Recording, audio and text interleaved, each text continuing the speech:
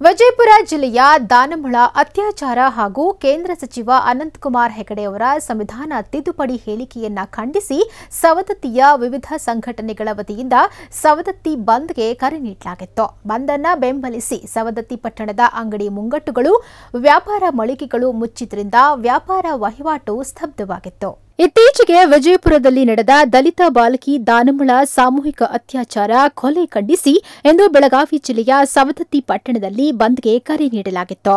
ದಲಿತ ಸಂಘಟನೆಗಳು ಕರ್ನಾಟಕ ರಕ್ಷಣಾ ವೇದಿಕೆ, ಮಹಿಳಾ ಘಟಕ, ಟಿಪ್ಪು ಸುಲ್ತಾನ್ ಸಂಘರ್ಷ ಸಮಿತಿ, new Sahara social welfare group, JDS Savadatti ಘಟಕ ಸೇರಿದಂತೆ ಹಲವಾರು ಸಂಘಟನೆಯ ಮುಖಂಡರು ಮತ್ತು ಸದಸ್ಯರು ಭಾಗವಹಿಸಿದ್ರು. ಮುಂಜಾನೆ 9 ಗಂಟೆಗೆ ಪ್ರಾರಂಭವಾದ ಪ್ರತಿಭಟನೆ ಬಿಸಿಯಿಂದ ಇಡೀ ಸವದತ್ತಿ ಪಟ್ಟಣದ ಜನಜೀವನ ಸ್ತಬ್ಧವಾಗಿತ್ತು. ಅಂಗಡಿ ಮುಂಗಟ್ಟುಗಳು, ತರಕಾರಿ, ಹೂವು, ಹಣ್ಣುಗಳ ಅಂಗಡಿಗಳು ಸ್ವಯಂ ಪ್ರೇರಿತವಾಗಿ ಮುಚ್ಚಿ ಬಂದ್ಗೆ ಬೆಂಬಲ ನೀಡಿದ್ದು ಗಮನಾರ್ಹವಾಗಿತ್ತು. ಈ ವೇಳೆ ಸವದತ್ತಿ ತಾಲೂಕು ಜೆಡಿಎಸ್ ಅಧ್ಯಕ್ಷ ದೊಡ್ಡಗೌಡ ಪಾಟೀಲ ಮಾತನಾಡಿ, ತಪ್ಪು ಮಾಡಿದವರಿಗೆ ಶಿಕ್ಷೆಯಾಗಲೇಬೇಕು, ಅತ್ಯಾಚಾರ ಎಸಗಿದವರಿಗೆ ಗಲ್ಲು ಶಿಕ್ಷೆ ಕಡ್ಡಾಯವಾಗಬೇಕು. ಇದರಿಂದ ಸಾಮಾಜಿಕ ಅಪರಾಧ ತಡೆಯಲು ಸಾಧ್ಯ. ಜನಪ್ರತಿನಿಧಿ ಇರಲಿ, ಅಧಿಕಾರಿಗಳಾಗಲಿ, ಸಾಮಾನ್ಯ ವ್ಯಕ್ತಿಯಾಗಲಿ ಒಂದೇ ಕಾನೂನು ಜಾರಿಯಾಗಬೇಕು ಎಂದು ಹೇಳಿದ್ರು. ನಮ್ಮ ತಾಲೂಕಿನ ಯಾವುದೇ ಸಮಸ್ಯೆಗೆ ನಮ್ಮ ಬೆಂಬಲವಿದೆ ಎಂದು ಹೇಳಿದ್ರು.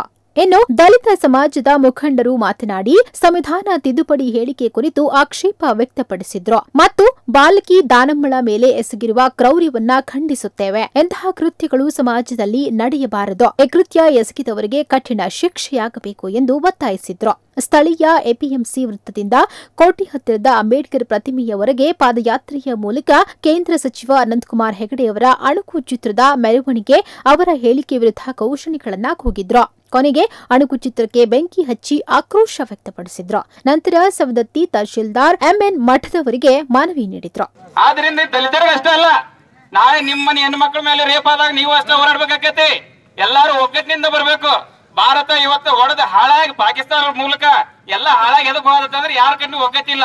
ಆದ್ರಿಂದ ದಲಿತರಿಗೆ ಅಷ್ಟೇ ಸಂಬಂಧ ಇಲ್ಲದ. ಯಾರ್ಯಾರು ಸಂವಿಧಾನದ ಮೂಲಕ ಊಟ ಮಾಡತ್ತೀರಿ, ಇವತ್ತು ಒಬ್ಬ ಹುಡುಗಿ ರಾತ್ರಿ ಅಡ್ಡಾಡ್ಬೇಕಂದ್ರೆ ಅದು ಸಂವಿಧಾನದ ಮೂಲಕನೇ. ಯಾಕೆ ಕೆಲವೊಂದು ಕಾನೂನು ಕಟ್ಲಿಗಳು ತಮ್ಮದೇ ಆದ ವ್ಯವಹಾರಗಳದಾವು.